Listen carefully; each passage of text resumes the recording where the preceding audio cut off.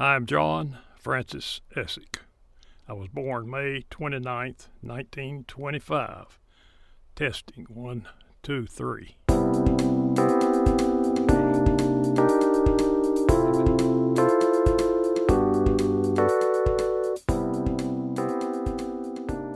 Welcome to Point of Rock Studios. On behalf of 90 over 90, I'm Rob Sumner. I'm happy to introduce and talk with John Francis Essic this afternoon. John was born on May 29th, 1925, and is married to Mary Lou Freeman Essic. They married on July 4th, 1947. They raised one child, Martha Williard. They are the proud grandparents of one and great-grandparents of two. Francis is retired from a long career in sports. He played college sports, high school sports. He played professionally as a baseball player. He later was part of management for the first professional basketball team in Charlotte, the Carolina Cougars, and is retired from his longtime ownership of Essic Sporting Goods in Gaston County. Sports shop. Excuse me, Essic Sports Shop. Francis, thanks for being here. I appreciate your being a part of 90 over 90. Yeah, happy to be here. Well, good. I messed up Sports Shop because I think I always called it Essic Sporting Goods, and but it was Essic Sports Shop. And how long have you been retired from your business? Oh, not too long totally, but partially. I back about 2000, somewhere in the late 90s or early 2000. I don't know. I just walked out one day and left it. Well, your son-in-law runs it now, and is it's in still charge, right? Still in operation, and I know they do a lot of team business and other things around Gaston County, and it's a big part of servicing and helping the high schools here. But that's kind of starting backwards. Let's start with where you were born. You were born and raised in Davie County. And I believe a one-room log cabin. Tell me about that. What was that like? It was crowded. Who lived in there with you? Well, my mother and dad and older brother and older sister, and I was the baby of the crowd. It's all we lived in another place when I was young, but then the real depression hit, and well, a lot of people did. They lost their homes and so forth. My mother was making $80 a month teaching school, and my dad had been, but then his eyes were so bad he had to stop teaching, and he didn't have a job, so we had to give up that house and move back into the log cabin. And that was, I assume, in a I didn't mention this in the introduction, but you were surrounded by a lot of farmland. Your family owned about 7 acres, and then your grandfather owned another 140 or 50? About 150, yeah. And we were in charge of that. And so you made sure that was productive. What did y'all grow in your farm? Well, we grew tobacco, and we grew wheat and oats and so forth. We had peach trees, apple trees, and we had gardens where we had tomatoes and squash and regular family gardens at that time. We did not put any of that garden stuff on sale. We did sell some peaches and some apples, but mostly it was farmland, tobacco and wheat, corn. You were obviously, when you got a little older, you were a full-time student, but it sounds like you were also almost a full-time farmer. Well, in the summertime, my dad, when the rural electrification group came through Davie County, they, for some reason or other, elected him vice president of the organization and placed him in charge of the right-of-ways. And this took him off the farm, so he'd write down what he wanted done the next day and left me and one hired hand in charge. And this was when I was 13, 14 years old. And we got the job done. Well, that's, I guess you had to start early and finish late. And we had cows to milk and horses to feed. What was your home like? Obviously, it was out in the outside the city. Did you have power? We had power sometime after the mid-30s when the rural electrification group came through. And Water, plumbing, indoor plumbing. Indoor plumbing. Our bathroom was on the side of the hill, about 30 yards away from the house, or a little more. And our water came from a spring at the foot of the hill, and we carried water from the spring up the hill for all purposes. We did not have a well. We didn't have any. Only running water we had was when it rained. Well, how did you know the spring was pure? It just came up out of the ground. Didn't have any choice. That's what you used. We used it for many, many years, and it's still there Now today. Your cabin is still there too, is it not? Yes, it's still there too. Of course, the spring is not used, but I was talking to my nephew just this week, and he said he was thinking about building a little shack over the spring just to preserve it. Well, why didn't you become a farmer? I didn't like farming. You didn't? No, I knew that wasn't for me. Was your dad or your parents? Since your mom was she a teacher? Dad and mother both teachers. Did they put a heavy emphasis on school and succeeding in school and all that sort of thing? My brother never made anything except an A, and he read every book he could get his hands on. My sister was almost as bad, not quite. Or as good. And then I came along, and I thought anything over a C was a waste. So you specialized in C's. I specialized in sports. Oh, you did? Well, let's talk about that because you played. What did you play in high school? I played baseball my freshman year. I made the varsity team at second base my freshman year. Now this is years when we had 11 grades, not 12. All right. And the next year when they started basketball, I had study hall the last period of the day, and this is when the boys were practicing basketball, and I never played basketball. I mean, I fiddled around in the yard with it and so forth. Two of my friends came up, got on one on each side, and they took me to the gym and said, "You're going to play basketball." So I played basketball. Now I wasn't on the starting five. Don't misunderstand me. Until my junior year. Okay, well that's still not bad. How about football? Did you play football? Well, the football was something that's foreign to us. We didn't have football. You did not? Oh no. Okay. Small country schools. We hardly had enough in school to have basketball. So those were your two main sports in high school? That was it. Well, I had track team. I was a pole vaulter in track, but we didn't win any medals at that. How were you in baseball? Was that your best sport? That was it. It was? That was. What position did you play? Second base. And it earned you I believe, a college education, did it not? Scholarship to Appalachian, baseball and basketball. I had to do both. You did? And then my total scoring in basketball In during college? my college years was a total of 2 points. Well, I was 13th man on a 12-man squad. Sometimes I made the trip, sometimes I didn't.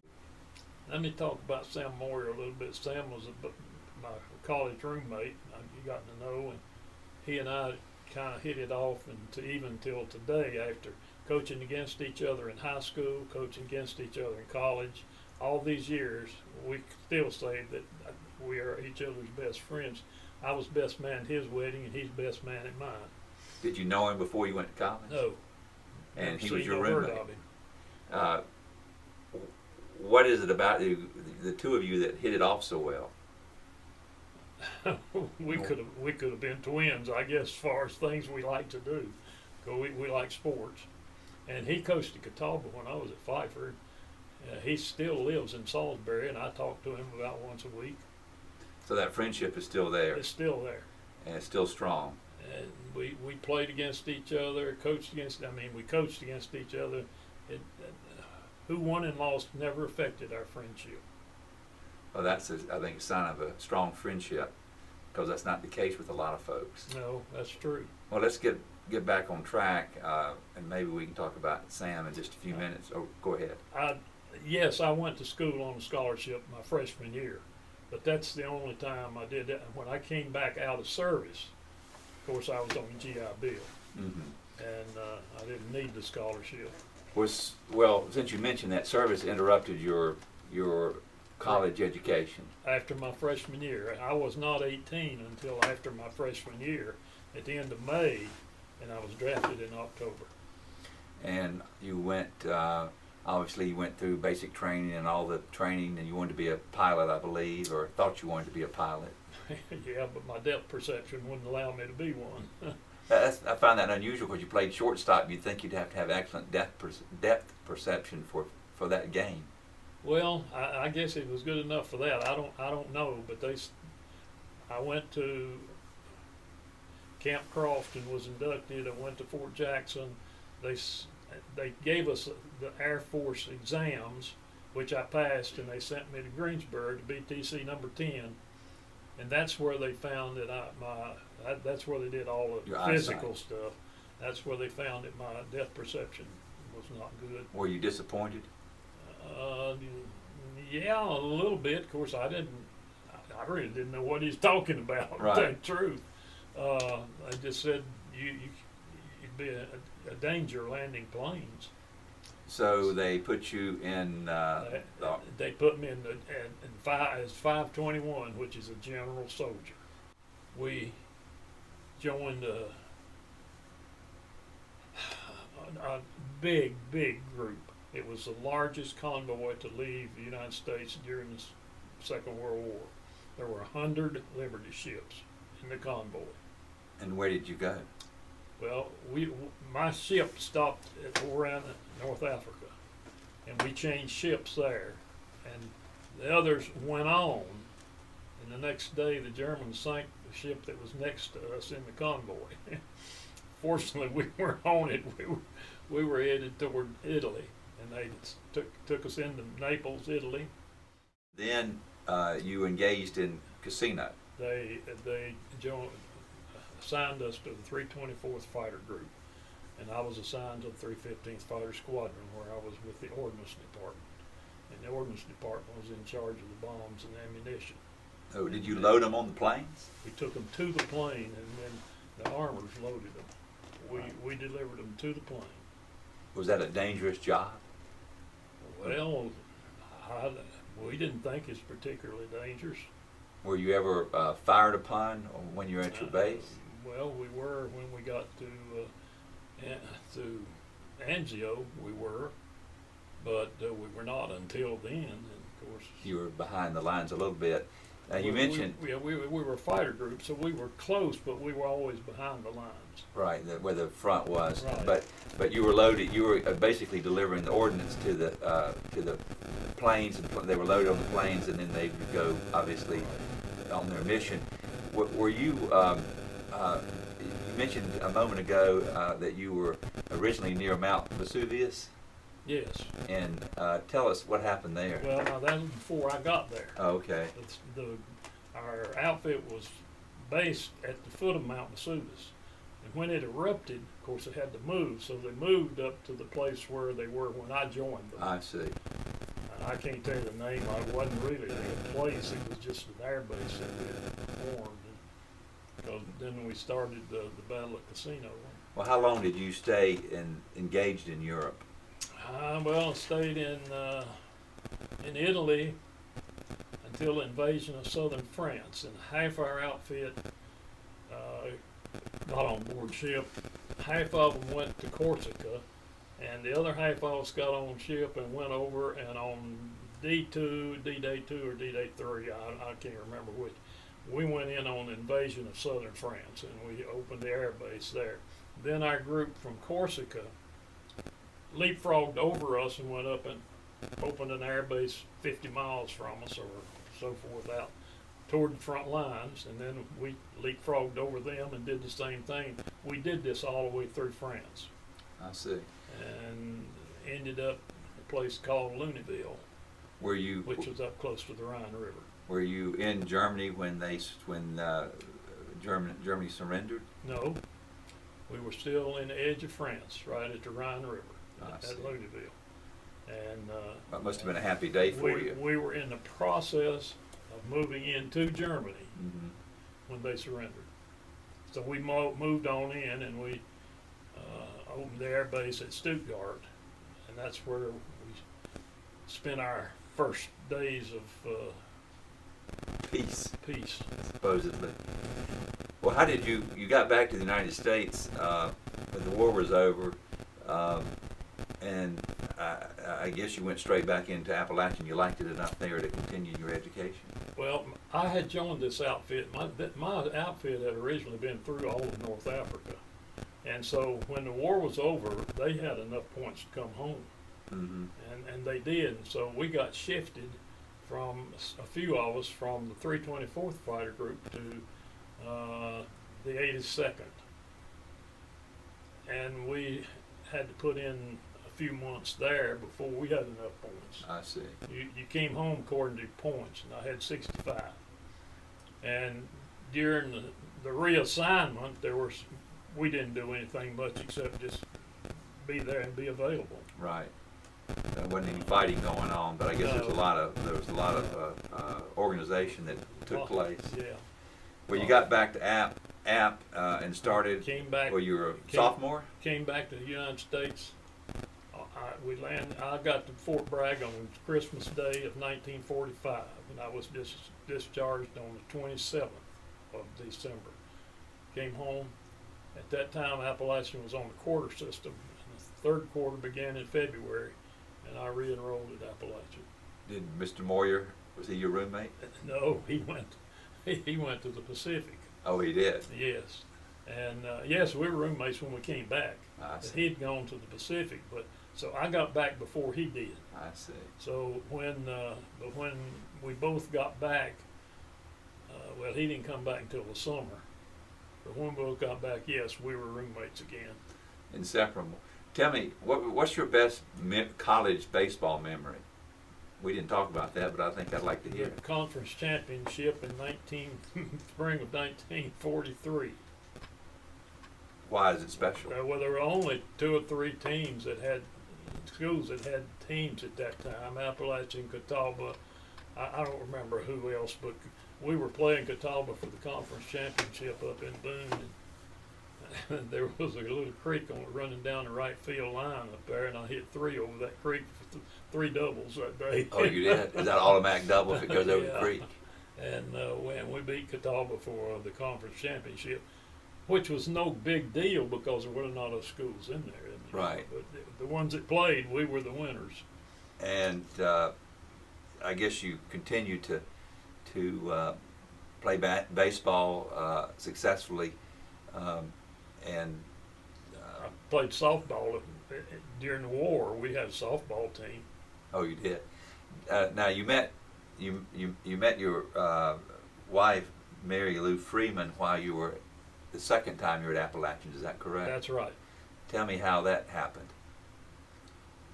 She went to Mars Hill and was a transfer to Appalachian, and the transfers registered the same time the incoming freshmen did, and they just lined up and they went down the line, and this was in the fall of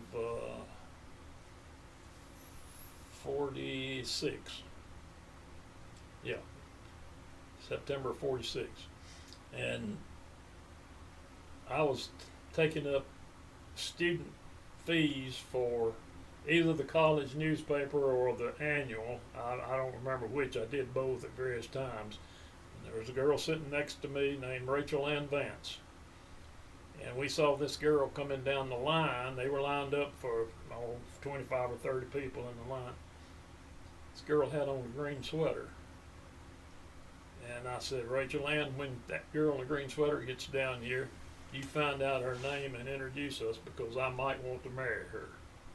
That's a pretty bold the first statement. time I had ever seen her. It wasn't the last time. I've been looking at her for 68 years now. Well, we're going to ask you about that in a little bit, but I think you must have known something early on that she was going to be special to you. She was the best looking girl with Appalachian. Oh, she was? Okay. I thought. She must have thought you one of weren't. the prettiest girls I'd ever seen. She must have thought you weren't chopped liver either. Then she must have gone out with you. Well, she went home. She's talking about me, and her mother said, "Who is he? Who is Francis?" And he said, "Oh, he's everybody's friend." I see. But she was wearing some other guy's ring, but it came off after about 6 weeks. Oh, it did. Well, we will make you talk about that. I do want to ask you when you got out of school, you started playing professional baseball, When we got out of school that spring, and you Moyer and I both went to Salisbury. I mean to Mount Airy. and you played for what team? What farm? Mount Airy Grenadiers. And our manager was Chubby Dean. If anybody's an old head major leaguer, they remember he went to Duke when he went directly to the majors out of Duke, and he played with athletics, Philadelphia Athletics, for years. And was retired, or not retired from he baseball. came back home from Mount Airy, and he came back and they talked him into managing the team, so he was our first manager. Now, were you married at that time? Got married at home plate that year. You did. But Home plate at the field that you were playing on. Yeah, I was a rookie, and it was mid-season, and I wasn't going to be on the All-Star team, so they had 2 teams All-Star team, and they played. So I asked Chubby Dean. I said, "Could I have 1 extra day off?" And he said, "For what?" I said, "I want to get married." He said, "Won't you get married at home plate?" I said, "Well, her mama ain't gonna agree to it," but she did. She must have grown to like you a little bit by that And point.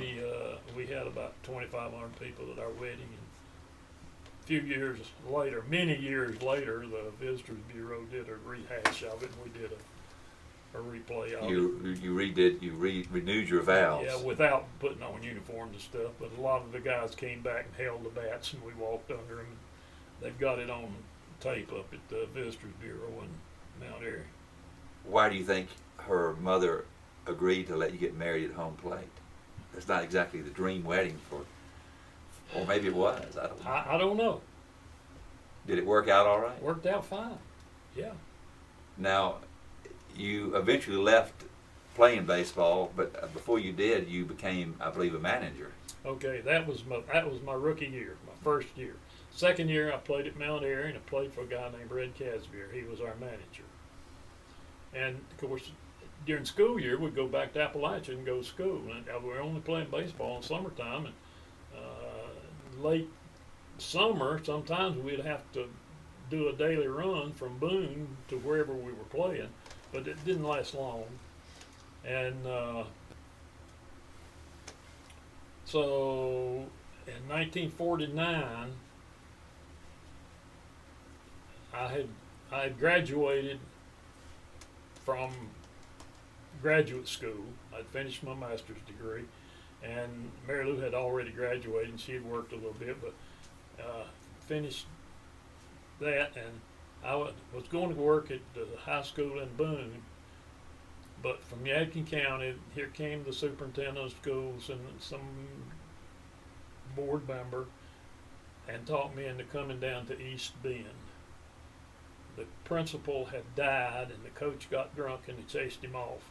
And they didn't have a male on the faculty, and they needed somebody desperately. So I had gone to school in Yadkin County when my mother was teaching there. So we moved to East Bend, and I said, "I'm here until the baseball season starts." Well, we were there, and our daughter was born there, and finally I got this call from Mount Airy.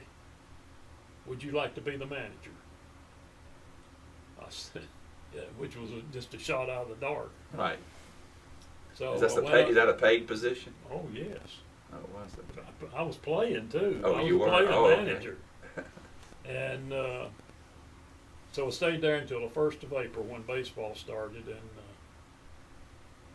I think I had to go one session of summer school or write a thesis, so I went to one session of summer school. Get your master's. And that completed the master's requirements. And then Sam and I were out on the baseball field up there during the summer, and these two men came driving up. One of them they wanted to see Francis Essic. So I went over to talk to them, and they invited me to come down to Welcome, which is between Lexington and Winston-Salem on Highway 52. And before I came to visit with them, they offered me a job there as a basketball coach, and they wanted to start a baseball team. They had not had a baseball team.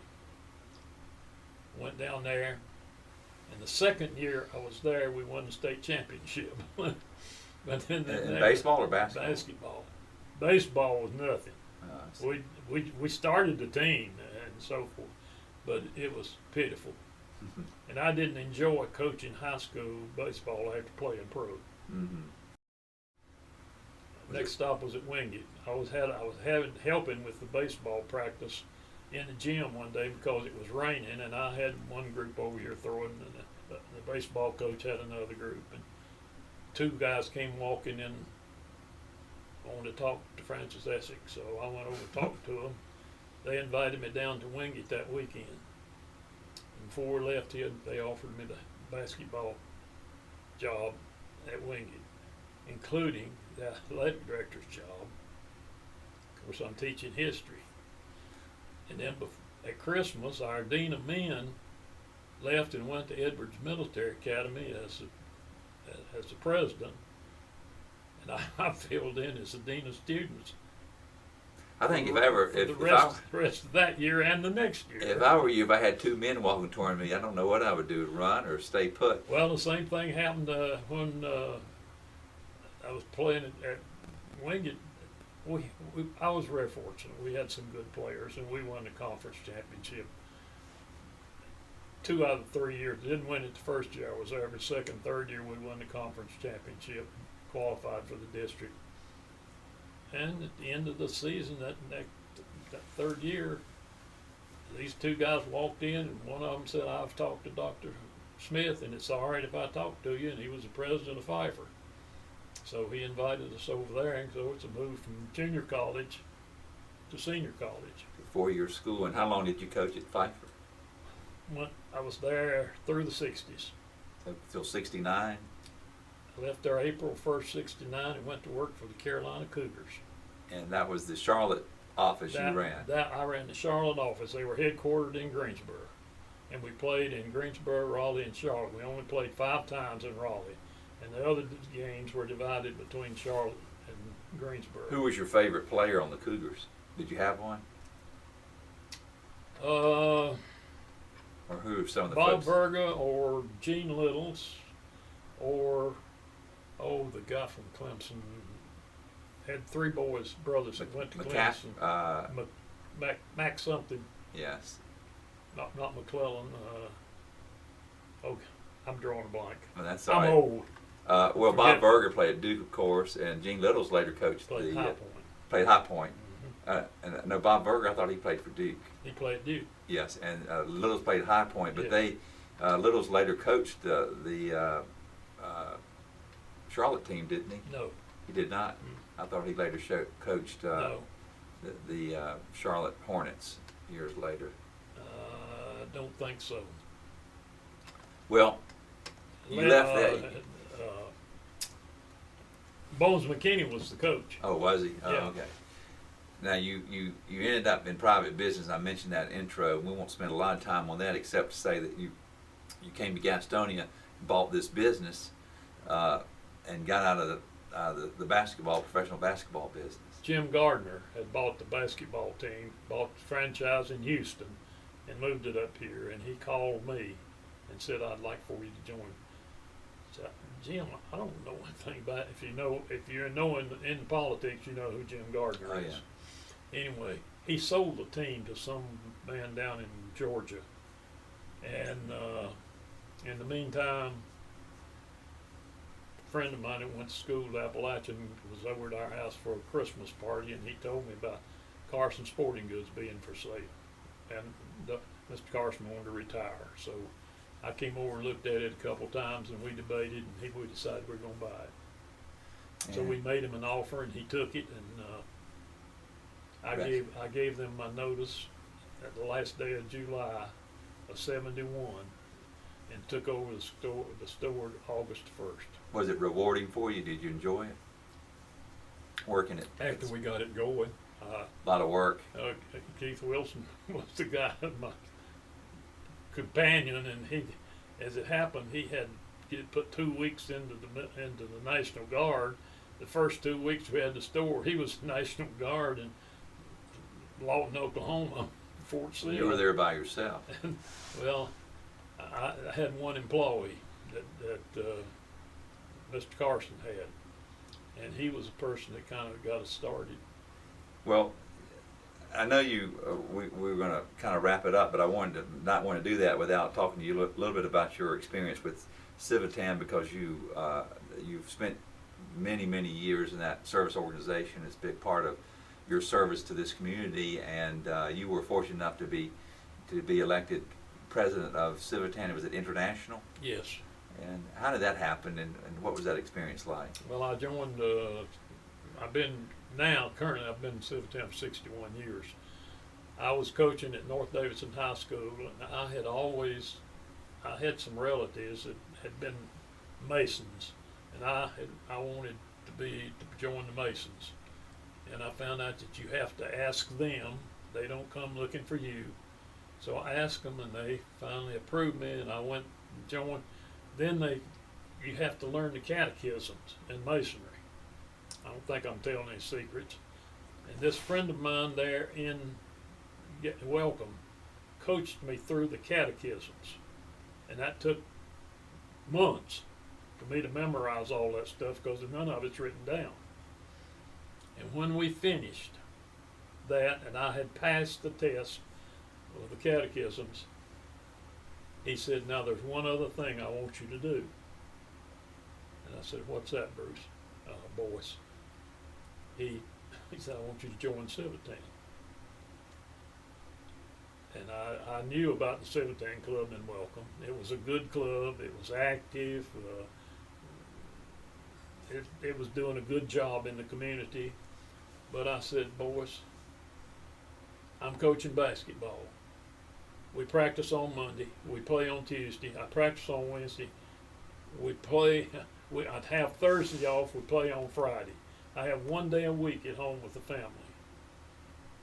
And I said, "I don't know, what would I do in Civitan?" He said, "If you're going to live in this community, you're going to do more than coach basketball." So I joined Civitan. That was in March of 1954. And still a member. Well, in May they elected me president-elect of the club. They saw you coming. They wrapped me up, but now let me hasten to say, that's one of the best things that ever happened in my life, because Civitan has done a great job throughout the United States and Canada particularly. And now, when I was elected international president, I said, one thing we're going to do is we're going to dispose of this conversation about foreign extension. My board voted to open up for foreign extension out of North America. And the first club was in Oslo, Norway. I did not go, but a fellow followed me, went there. But now we're in 30-some countries. Well, that was quite a contribution. Francis? What do you? You obviously stayed active in the community. You stayed active in sports for a long time. Part of it. What's your secret? How have you stayed so active and trim and fit and everything else that goes along with living a full life? Being involved. I, of course, enjoyed coaching. And one of the finest things that happens to me individually is when former players call me and tell me that I influenced their lives.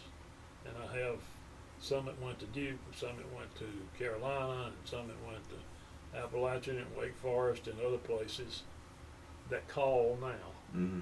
And some that played for me, of course, at various places. Some from high school, some from college.